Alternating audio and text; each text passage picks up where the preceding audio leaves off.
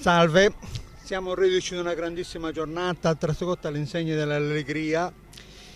Abbiamo fatto una piccola corsa con abilità, birilli, la pedana, qualcuno ha fatto qualche cavolata con la messa a moto, ha toccato il birillo e è stato penalizzato abbastanza pesantemente. Quindi sicuramente il trofeo dei suoi vini non lo avrà solo il bicchiere dell'acqua perché ha perso. Questa mia passione è nata distinto così sin da bambino, le due ruote erano la mia passione. Col passare degli anni mi sono capitati dei ferrovecchi per puro caso, che allora la forestale non imponeva di ritirarli come all'epoca, e ho fatto in tempo a ritirare qualche rudero dalle vecchie siepi, dai fichi d'Indi e via dicendo.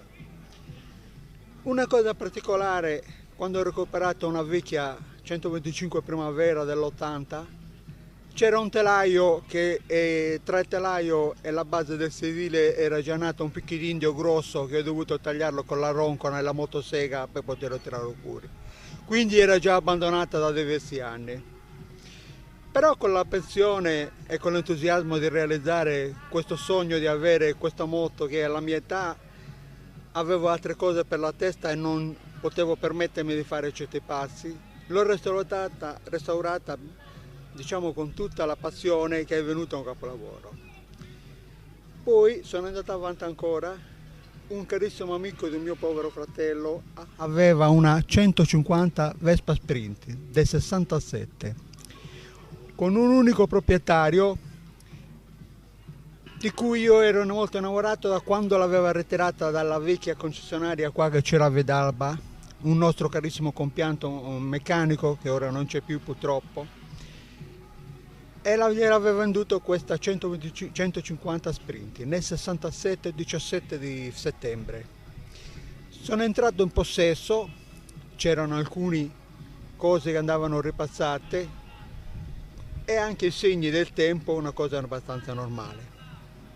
L'ho portato al suo splendore, essendo appassionato di vari accessori, ci ho messo bordo scudo, paracolpi, paraspruzzi, portaruota, i due sedili molto più comodi e ampi, in modo che quando si evitano viaggi molto lunghi si stanchi di meno. È un gioiello che ne vado molto fiero e conservo. Poi ultimamente in una vecchia vigna Badesi, abbandonata in una vecchia casetta che veniva utilizzata per quando pioveva nella lavorazione della vigna, ho rivenuto una nuova 125 Primavera, 125 del 66. Non è nelle migliori condizioni, ma qualche goccia di vino, qualche tappo di bottiglia di vino ancora c'era sulla sua pedana e adesso è in attesa di essere portata in clinica per rituata al meglio. Andiamo un po' più avanti, un signore qua di Vedalba mi aveva ceduto una 50 Special del 72. La portava solo a Balganuzzu per fare il suo orticello, con la zappa e il suo bidone dei suoi avviri. Me l'ha ceduta, l'ho restaurata e l'ho fatta così. Il motore mai aperto, solo riverniciato la carrozzeria, manco le gomme coperto. Per questo signore qua era molto ordinato, cordiale. Questo signore ogni volta che lo vedo lo ringrazio. Ha una bellissima età di 88 anni, tuttora è molto energico, lavora ancora e ci facciamo una bella portata, ci lega a questa Vespa Spiccia, che sarebbe il sogno che negli anni 60, 70 e 80 la Spiccia era la massima della Vespa che avevano tutti i ragazzi. Tutti ci hanno giocato, tutti ci hanno lavorato, tutti hanno preso le sue cadute, tutti hanno fatto qualcosa per questa roba qua.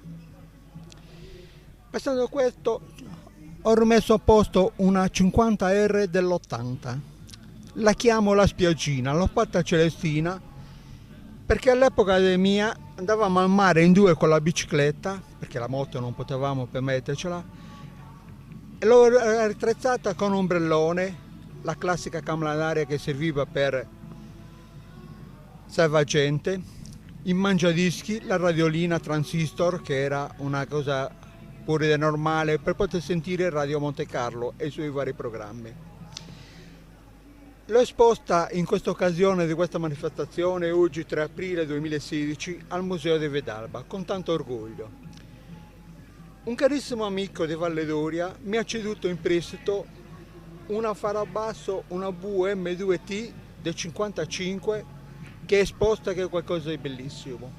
A fianco a questo qua ci abbiamo applicato sopra un faro basso, un vecchio rudere. Questo era dimesso in un vecchio pollaio, che c'erano galline che facevano le uova nei portapacchi, nei portaoggetti. Era impressionante le uova che c'erano rotte e i loro bisogni anche delle galline. Adesso l'abbiamo messa in sala d'aspetto con l'attesa che quanto prima la mettiamo in clinica, in sala operatoria per recuperarla.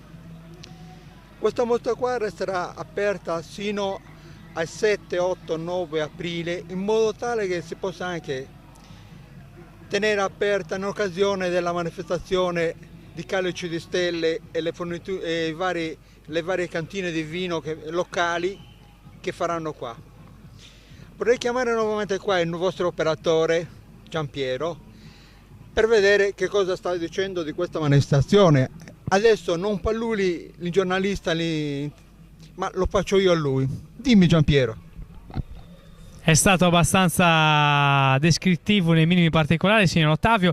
Adesso non ci resta che andare e guardare i pezzi, i modelli esposti all'interno del museo archeologico di Fidalba.